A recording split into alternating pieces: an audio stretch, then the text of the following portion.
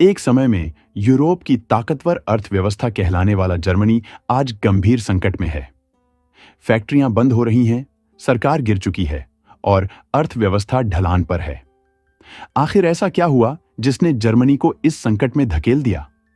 और इससे न केवल जर्मनी बल्कि पूरी दुनिया कैसे प्रभावित हो सकती है? आइए इस वीडियो में विस्तार से जानते हैं। एक समय था जब जर्मनी की अर्थव्यवस्था यूरोप को दिशा दिखाती थी, लेकिन अब 2024 के अंत तक अंतर्राष्ट्रीय मुद्रा कोष IMF के अनुसार जर्मनी की अर्थव्यवस्था में कोई वृद्धि नहीं होगी। जी हां, शून्य विकास दर। यह स्थिति 2022 की 0.3% की गिरावट के मुकाबले थोड़ी बेहतर है, लेकिन चिंताजनक बनी हुई है।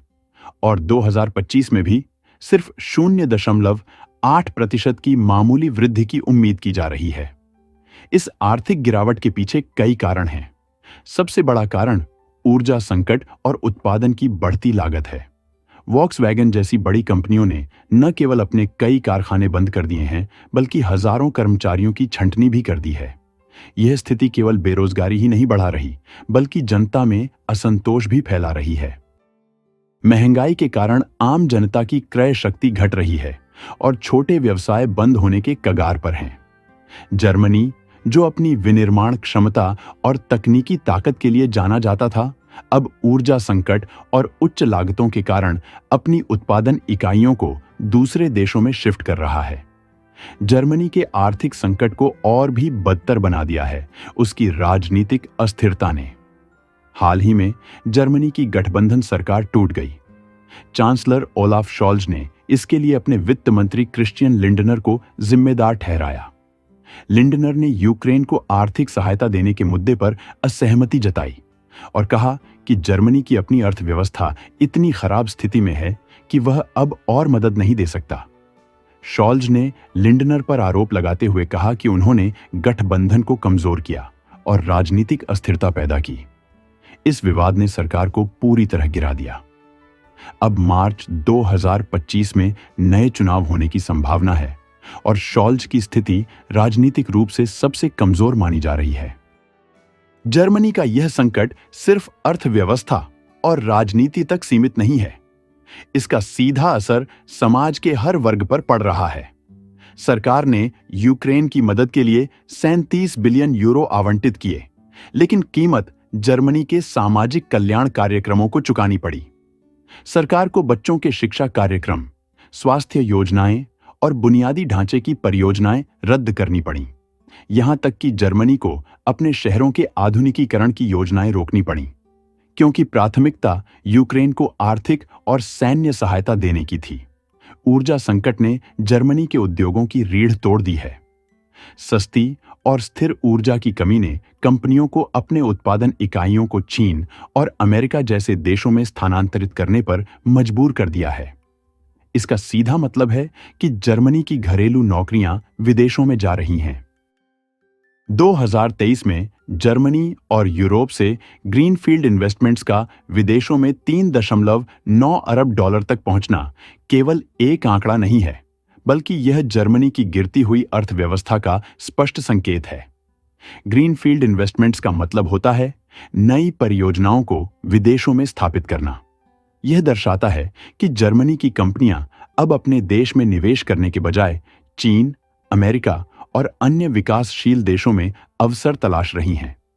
जर्मनी की कंपनियां घरेलू उत्पादन की बढ़ती लागत से परेशान हैं। ऊर्जा संकट ने इस समस्या को और बढ़ा दिया है। पारंपरिक ऊर्जा स्रोतों जैसे प्राकृतिक गैस और कोयले से दूरी और ग्रीन एनर्जी की ओर बढ़ते रुझान ने उद्योगों पर भारी दबाव बनाया है। ग्रीन एनर्जी के इस्तेमाल से बिजली की लागत बढ़ गई है, जिससे उत्पादन महंगा हो गया है। इसके साथ ही जर्मनी में कड़े पर्यावरणीय नियम, ऊंचे टैक्स और सख्त श्रम कानूनों ने कंपनियों को और मुश्किल में डाल दिया है। इन कारणों से जर्मनी वैश्विक प्रतिस्पर्धा में पिछड़ रहा है। अब जर्मनी की कई कंपनियां चीन, अमेरिका और एशिया के उन देशों में उत्पादन इकाइयां स्थापित कर रही हैं, जहां सस्ती ऊर्जा और श्रम उपलब्ध है। जर्मनी का ऑटोमोबाइल सेक्टर, जो देश की अर्थव्यवस्था का सबसे बड़ा हिस्सा है, इस संकट से बुरी तरह प्रभावित हुआ है। वॉक्सवैगन, BMW और मर्सिडीज जैसी बड़ी कंपनियों ने अपने उत्पादन संयंत्र सस्ते श्रम और ऊर्जा वाले देशों में स्थानांतरित करना शुरू कर दिया है। उदाहरण के लिए, अमेरिका के कई राज्यों ने इन कंपनियों को कर में छूट और सस्ती ऊर्जा की पेशकश की है। एशिया के देशों ने भी इन कंपनियों को निवेश के लिए आकर्षक प्रस्ताव दिए हैं। इससे जर्मनी की कंपनियों का पलायन और तेज हो गया है। ऊर्जा संकट और पर्यावरणीय नियमों के अलावा जर्मनी की ग्रीन नीतियां भी कंपनियों के लिए चुनौती बन गई हैं। ग्रीन एनर्जी को बढ़ावा देने के प्रयासों में पारंपरिक ऊर्जा स्रोतों को लगभग छोड़ दिया गया, जिससे उत्पादन महंगा हो गया। इसके अलावा सरकार की निवेश योजनाएं देश के बुनियादी ढांचे में सुधार करने में विफल रही हैं। इस स्थिति का सीधा असर जर्मनी की अर्थव्यवस्था पर पड़ रहा है। कंपनियों के पलायन से नौकरियां कम हो रही हैं, घरेलू उत्पादन घट रहा है और देश की वैश्विक प्रतिस्पर्धात्मकता में गिरावट आ रही है। जर्मनी के ग्रीनफील्ड इन्वेस्टमेंट्स का विदेशों में रिकॉर्ड स्तर पर पहुंचना यह दर्शाता है कि जर्मनी की कंपनियां अब अपने देश की नीतियों और ऊंची लागत के कारण मजबूरन विदेशों में विकल्प तलाश रही हैं। यदि जर्मनी ने अपनी ऊर्जा और उद्योग नीतियों में सुधार नहीं किया, तो यह आर्थिक संकट और गहराता जाएगा। इसके साथ ही यह यूरोप की सबसे बड़ी अर्थव्यवस्था की वैश्विक स्थिति को कमजोर कर सकता है। जर्मनी के सामने अब एक बड़ा सवाल है, क्या वह इस संकट से उबर पाएगा? इसके लिए जरूरी है कि देश अपनी प्राथमिकताएं तय करे। घरेलू आर्थिक समस्याओं को सुलझाए बिना विदेशी सहायता और ग्रीन नीतियों पर निर्भरता से कुछ हासिल नहीं होगा।